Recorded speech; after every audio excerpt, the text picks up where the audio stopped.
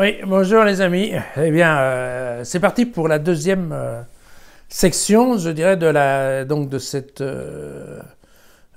prière sacerdotale de Jean, qui se trouve donc au chapitre 17 de l'évangile de Jean, les versets donc 11b à 19 cette fois-ci. 11-19, voilà. Père Saint, garde-les en ton nom que tu m'as donné pour qu'ils soient un, comme nous sommes un. Lorsque j'étais avec eux, je les gardais en ton nom que tu m'as donné. Je les ai protégés, et aucun d'eux ne s'est perdu, sinon le fils de perdition. En sorte que l'écriture soit accomplie. Maintenant je vais à toi, et je dis ces paroles dans le monde, pour qu'ils aient en eux ma joie dans sa plénitude. Je leur ai donné ta parole, et le monde les a haïs, parce qu'ils ne sont pas du monde, comme je ne suis pas du monde. Je ne te demande pas de les ôter du monde, mais de les garder du mauvais. Ils ne sont pas du monde, comme je ne suis pas du monde. Consacre-les par la vérité, car ta parole est vérité. Comme tu m'as envoyé dans le monde, je les envoie dans le monde, et pour eux, je me consacre moi-même, afin qu'ils soient eux aussi consacrés par la vérité. Voilà. Oui. Je sais que déjà certains pensent, oui, le charabia continue. Eh bien, encore une fois, au milieu de ce charabia, on va s'y retrouver, vous verrez, il n'y a pas de souci. D'accord ? Donc on reprend, donc, en effet, bon, la première partie, c'est le passage sur l'unité des chrétiens qui n'est pas facile à faire passer, puisque Jésus a tellement insisté sur la fusion étroite entre le Père et le Fils, que maintenant, pour absorber la communauté des disciples, dans une même unité, ça ne va pas être une chose très simple, puisqu'on se comprend bien que, voilà, concept père-fils, déjà quand il faut l'appliquer à une famille nombreuse, c'est pas simple, et quand ça commence à être un groupe encore un peu plus hétérogène, on voit bien que ça va être compliqué. Mais c'est quand même bien le message qu'il a envie de passer au moment de son départ, en fait, puisque Jésus doit déjà sentir que quand il va avoir le dos tourné, probablement ses petits-enfants vont commencer à se disputer. Voilà. Et après, nous avons à nouveau la question du monde, la différence entre eux et le monde, et cette idée qui est que donc il y a la sélection entre les disciples et puis le monde, qui sont ceux qui ne connaissent pas Dieu et qui ne reconnaissent pas dans la partie dans Jésus, en fait, le Fils de Dieu.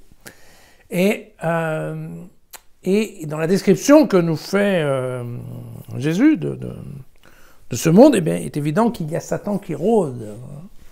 Et donc, Satan qui rôde et qui va transmettre au monde une certaine agressivité contre eux, les nôtres. Voilà.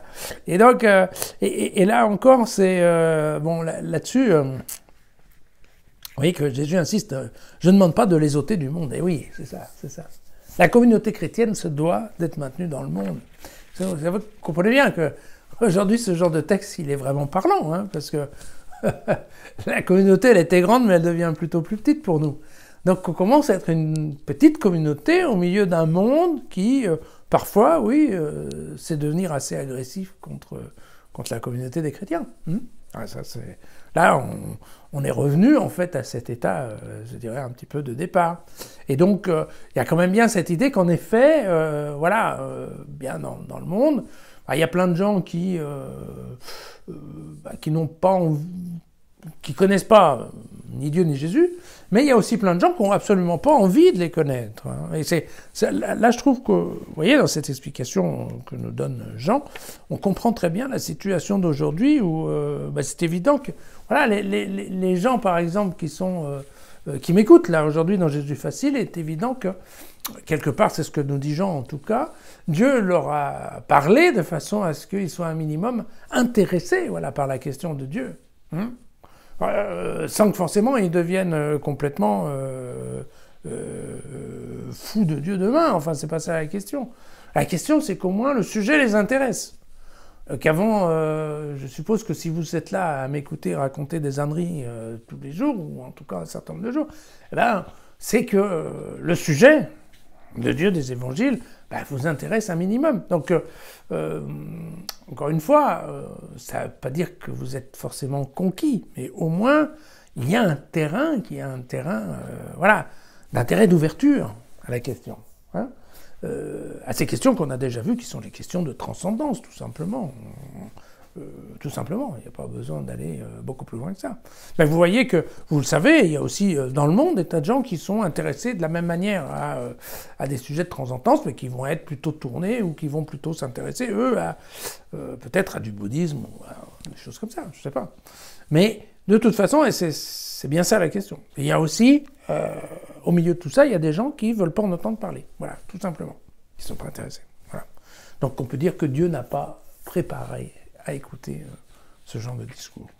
Donc je pense que c'est un petit peu ça l'idée. Donc bien entendu cette idée c'est garde-les quoi, protège en fait notre communauté de l'agression du monde, ce qui me paraît en effet une prière assez intéressante, en tout cas aujourd'hui. Et puis voilà, le dernier verset, c'est évidemment l'envoi en mission, puisque je les envoie dans le monde, bien sûr.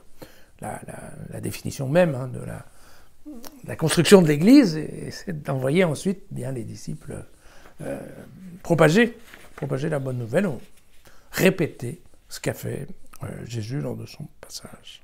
Voilà. À demain pour la troisième partie de cette prière.